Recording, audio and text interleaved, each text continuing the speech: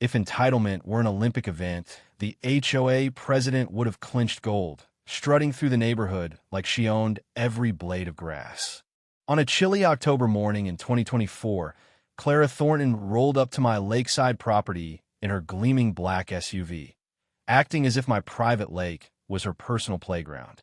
She'd brought a whole crew to canoe without so much as a text, boldly claiming the water was community property.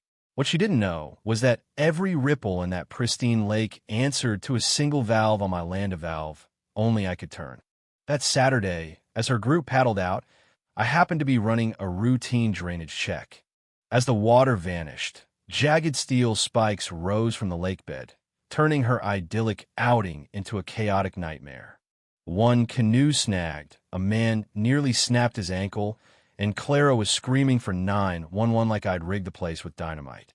This is the story of how one grieving farmer outsmarted an HOA tyrant in just 3 days. Where are you reading from? Let me know below. It all kicked off on a Tuesday in Pine Hollow, a quiet suburb nestled in Oregon's rolling hills. I was limping around my property on crutches, still piecing myself together after a motorcycle crash 6 months earlier.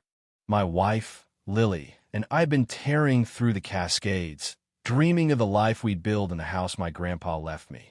Then, in a heartbeat, she was gone, and I was left with a shattered leg and a heart full of ghosts. The lake behind my house was all I had left of her where we'd spent evenings tossing pebbles and planning forever. I was checking the shoreline when Clara's SUV screeched into my driveway like she was claiming it for the HOA. Clara Thornton, 50, was the kind of woman who wielded HOA rules like a scepter. Her sleek brunette bob never flinched in the breeze, and her smile was as warm as a court summons. Trailing her was Nathan Blake, her eager sidekick, a bank teller with dreams of corporate glory who'd probably iron Clara's blazer, she asked. "Morning, Caleb," Clara chirped, stepping onto my land uninvited. "We need to talk about the community lake." She waved at the water like she was unveiling a public park. I leaned on my crutches, pain shooting through my leg. "Community lake? Clara, this is my property. The lake's fed by a spring my grandpa engineered. Every deed in the county says I own it." My voice was heavy, worn from too many fights I hadn't asked for. Clara whipped out a folder thick enough to stop a bullet, her smile unwavering. "You're mistaken, Caleb. Our hydrogeological survey proves this lake draws from a shared aquifer running under Pine Hollow. It's a community resource." She tapped the folder like she'd already won. The report inside looked legit: graphs, signatures, the works, but something felt off, like a magician's sleight of hand. "Even if that's true," I said, "my grandpa built this lake 40 years ago on family land. Every pipe, every stone we paid for." Nathan, phone in hand, started recording, probably for legal ammo. "Caleb, we're not stealing anything," he said, his voice slick with rehearsal. "We're ensuring access for everyone. Think of the kids, the property values."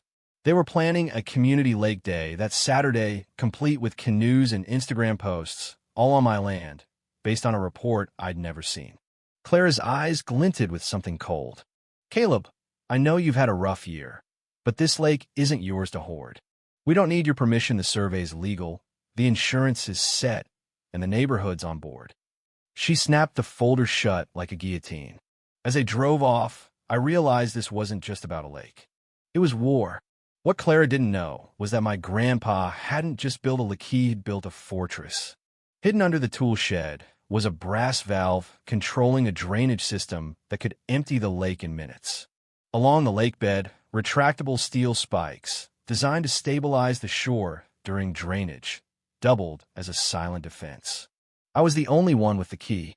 That evening, as the lake glowed under the sunset, I thought of Grandpa's words: "Water's power, Caleb. Control it, and you control everything." I checked the valve, watching the gauges hum. Perfect.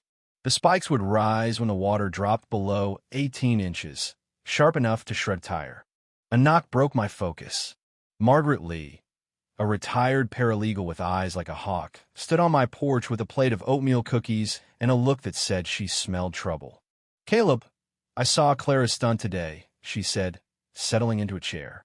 That woman's been bullying Pine Hollow for years, but this is next level. That survey? Bogus. Real ones take months, not a week. She showed me Clara's social media post, already hyping the community lake with 50 likes. Then I spotted a photo from Nathan's phone, showing a security camera on my oak tree, installed 3 days ago. Clara had been watching me. Caleb, document everything, Margaret urged. She's playing dirty, but the truth always surfaces. She was right, but I had something better than paperwork. My maintenance log, proving I drained the lake every Saturday at 2:30 p.m. Clara's canoe party was about to hit a wall she couldn't charm her way through. Saturday dawned crisp and clear. By 8 a.m., my yard was a circus SUVs, families with coolers, and Clara in a khaki vest like a safari queen. She'd curated the crowd, young parents, gray-haired couples, and a guy with a pro camera for her social media blitz. "Welcome to Pine Hollow's first community lake day," she bellowed, as 4 red canoes hit the water. I step onto my porch, crutches clicking. "Morning, folks. Just a heads up, this lake's got features you won't see from the surface. Be careful." A few parents hesitated, but Clara waved me off. "Caleb, our survey cleared everything. We've got insurance, lifeguards, the lot." Nathan, recording, asked, "Are you interfering with a public event?" I smiled. "Just warning folks about my private property." Margaret slipped me a folder county records confirming my ownership. Clara's smile twitched. At 2:25 p.m., I excused myself, nodding to Margaret. In the shed, I turned the valve. The system purred. From my kitchen, I watched Clara's perfect day unravel. Minute 1, silence. Minute 2, canoes scraped something hard. A kid shouted about his paddle hitting metal. Clara yelled, "Head to the center," straight into the spike zone. Minute 3, chaos. A canoe snagged, its hull punctured. A man shouted, "The bottom's alive." Spikes breached the surface, black and lethal, turning the lake into a steel forest. Nathan waded in, then screamed as a spike tore his pants. Clara, on the dock, went from commander to hysteric, dialing 911. "He's sabotaged the lake. He's trying to kill us."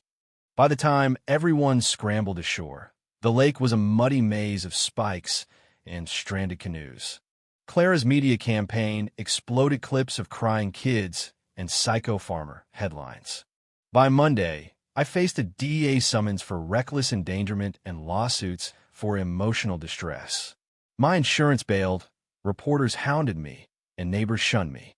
Thursday night, I sat by the empty lake, drowning in doubt. Had I gone too far? Margaret found me, her folder now a legal arsenal. Grandpa's permits, 40 years of inspections, and my police report from Friday, warning of the drainage. "You followed the law, Caleb." Clara didn't. Friday night, Nathan showed up, pale and shaking. "Clara planned this for months," he confessed. The survey? A $6,000 fake from shady firm. She'd spied on my schedule, photocopied my permits, and hid the originals. Worse, she'd admitted it all to him in a 20-minute recording, thinking he'd stay loyal. "She knew about the spikes," he said, handing me a flash drive. "She wanted a disaster to ruin you." Her motive? A divorce and custody loss had left her desperate to control Something Me Lake.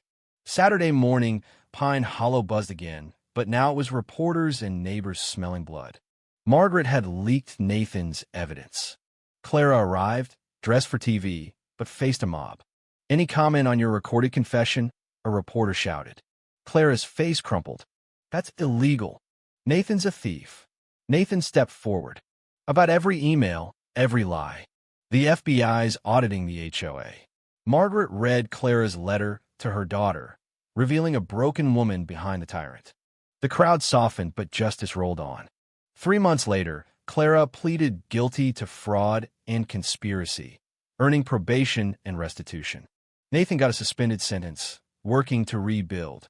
I turned the lake into Pine Hollow Peace Park, with clear safety rules and Grandpa's engineering on display. Margaret became HOA president and Nathan the safety officer. Clara found purpose at a shelter. Nathan's family grew, and I learned that sharing the past heals the future. What would you have done with that valve? Was Clara a villain or a victim of her pain? Should I have shared the lake sooner? Drop your thoughts below, like, and subscribe for more stories where truth fights back.